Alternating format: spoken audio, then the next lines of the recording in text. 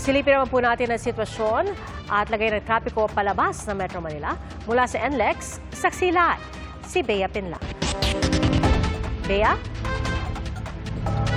Pia, kung makikita natin ay lumuwag na nga ang trapiko dito sa North Luzon Expressway o NLEX. Pero simula ngayong araw hanggang sa Lunes, inaasahan na aabot sa 360,000 ang mga motorista na dadaan dito kada araw. Mas mataas yan ng 10% sa daily average traffic sa NLEX. Sa ngayon, gumagaan na nga ang traffic sa NLEX. Ayon sa NLEX Traffic Operations Unit, bandang 4 to 5 p.m. kanina, nag-peak ang trapiko mula sa Balintawak hanggang sa May Kawayan, Bulacan. Bandang 1 p.m. pa lang daw, nagbukas na sila ng counterflow lane pero sinara muna ito kaninang alas 7 dahil sa maulan na panahon. Bukod sa ilang vehicular incidents na naitala, ang nagpalala raw sa traffic congestion ay ang stalled vehicles, lalo na nga yung mga truck. Nag-deploy naman ng 1,500 personnel ng NLEX para sa undas, kabilang dyan ang patrolling officers, traffic marshal, security at toll lane personnel. May libre rin po na towing para sa mga Class 1 vehicle patungo yan sa nearest exit. Nakikipag-ugnayan din ang pamunuan ng NLEX sa mga gasoline station para ma-augment ang assistance sa mga motorista. May mga polis na nakastation din sa gasolinahan, bridges, interchanges para sa monitoring at security.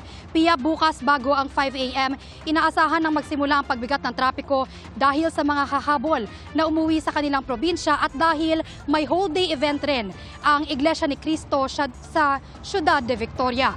Paalala ng pamunuan ng NLEX, i-check muna ang sasakyan at ang sarili bago bumiyahe, magkabit at magpa-load ng RFID at i-check muna ang lagay ng traffic at kung pwede, i-adjust ang oras ng biyahe.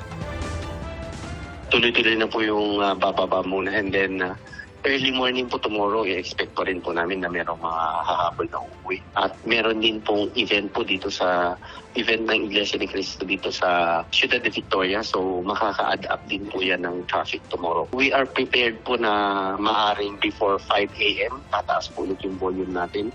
At tuloy-tuloy po yan hanggang noontime or even up to 2 p.m.